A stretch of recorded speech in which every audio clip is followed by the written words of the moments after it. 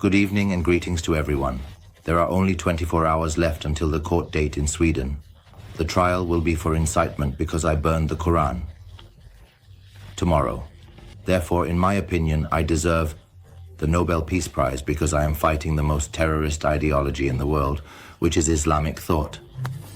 And I am fighting the Islamization project in Sweden that is supported by the leftists. I will be strong in court, and I will try to share the trial with you through images and sound. On Twitter and TikTok, stay tuned for me. Anyone with ideas should defend their beliefs and be ready to die and sacrifice for them. I have ideas, and I am ready to pay the price for these ideas. Sweden will not be Islamized, and my regards to you all. مساء الخير وتحياتي للجميع. لم يتبقى سوى 24 ساعة لموعد المحكمة في السويد. ستكون المحاكمة بتهمة التحريض لأنني أحرقت القرآن يوم غد.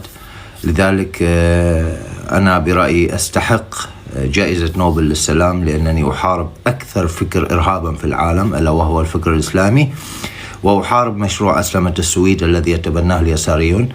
سأكون قويا في المحكمة وسأحاول أن أنقل لكم محكمة في صورة وصوت على تويتر وعلى التيك توك.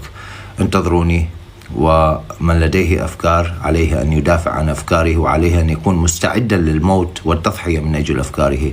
وأنا لدي أفكار ومستعد أن أدفع ضريبة هذه الأفكار. لن يتم أسلمة السويد وأوروبا. تحياتي لكم.